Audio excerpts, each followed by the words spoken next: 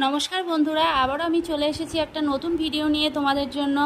সর্ষে পটলগুলোকে প্রথমে ছাড়িয়ে নিতে হবে, তারপর দু মাথা থেকে ছোট ছোট করে চিড়ে নেব। একটু ধুয়ে জল ছাড়িয়ে নিয়েছি আমি পটলগুলোকে। অল্প লবণ আর হলুদ দিয়ে আমি পটলগুলোকে ভালো করে মাখিয়ে রাখবো।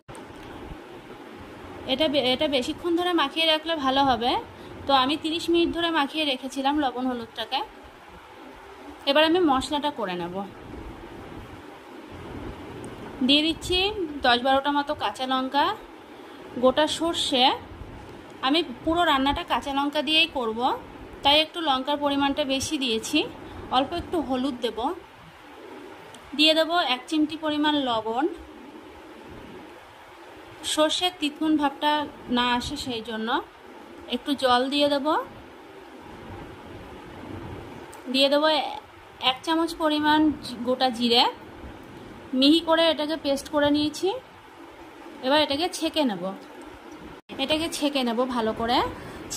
ছেঁকে নেওয়ার ফলে যে সর্ষের যে ইয়েগুলো থাকে, খোসাগুলো ফেলে দিলে তাহলে কোনো পেট গরম করে না। সর্ষেটা ফেলে দিলাম, এটা খোসাটাকে। এই যে আমি মিক্সচার ধুয়ে বেশ খানিকটা জল দিয়ে দিয়েছি। আমি পরে আর কোনো জল অ্যাড করব না, আমি একবারে জল রেডি করে রেখেছি। কড়াই গরম করে এদিকে আমি বসিয়ে দিয়েছি। সর্ষের তেল দিয়ে দিয়েছি, তেলের মধ্যে ফোড়ন দিয়ে দিয়েছি তেজপাতা আর কালো জিরে।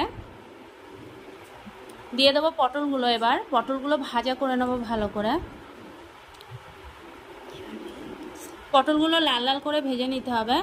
ভাজা হতে হতে তোমাদেরকে একটা কথা বলে দিই, আমার ভিডিওগুলো খুব ডাউনে চলছে, আমাকে একটু সাপোর্ট করে দিও যাতে আমি তোমাদের জন্য আরও নতুন নতুন ভিডিও নিয়ে আসতে পারি। দেখো আমার পটলগুলো ভাজা হয়ে গেছে, লাল লাল করে এপাট ওপাট করে ভেজে নিতে হবে। বেশ খানিকক্ষণ ধরে ভেজে নিয়েছি।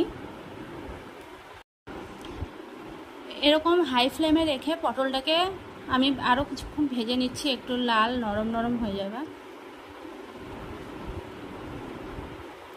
এখন আমি দিয়ে দিচ্ছি সর্ষের পেস্টটা যেটা রেডি করা ছিল সেটা।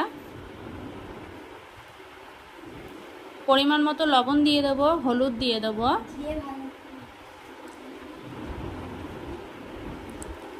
ঝোলটা ফুটে উঠেছে, দিয়ে দেবো বেশ খানিকক্ষণ ফুটে ওঠার পরে দিয়ে দেবো আমি 1 চামচ পরিমাণ চিনি আর 3-4টে কাঁচা লঙ্কা আর 2 চামচ পরিমাণ কাঁচা সর্ষের তেল দিয়ে দেবো নামানোর আগে। এবার আমি নামিয়ে নেব।